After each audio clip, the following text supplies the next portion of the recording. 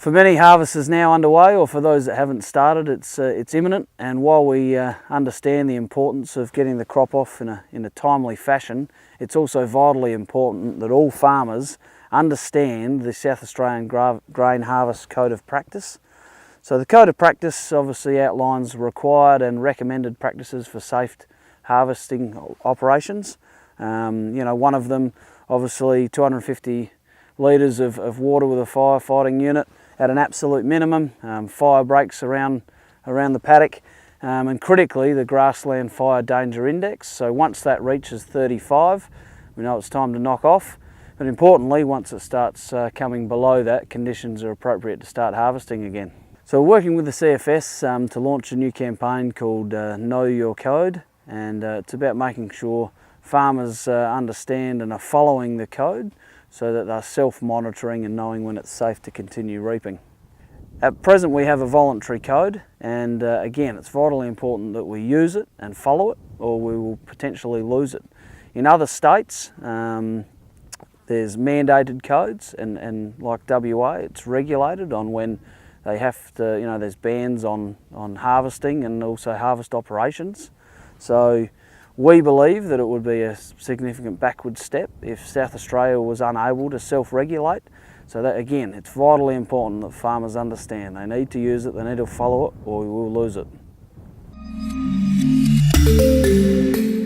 So GPSA has been involved in setting up the SA Grain Market Access Group, which is headed up by the Grain Industry Association of South Australia. So the group has just recently released a campaign which is Keep Our Grain Clean, which we're calling Grain Equals Food. The campaign encourages all market participants to keep our grain clean and maintain the integrity of that grain, and ensures that it meets market requirements, including physical, chemical and biological tolerance limits. All domestic and export markets for Australian grain have a low to nil tolerance level on chemical residues and grain contaminants. The state government have just announced that they will review the 3 acts that regulate mining in South Australia.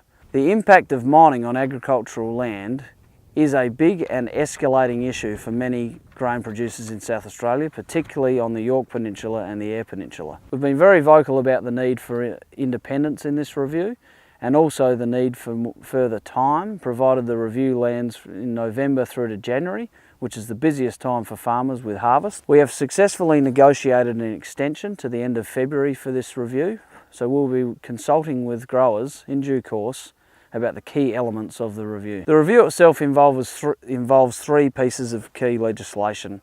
And while the consultation or the discussion paper is open for the first piece, the second one, which interests Grain Producers SA mostly, which is the Mining Act of 1971, and that opens for discussion at the end of November. All the information on the review is available on the government's website, YourSay, which is yoursay.sa.gov.au, and GPSA will also be holding public consultation meetings in the new year, which will be in touch where they will be in due course.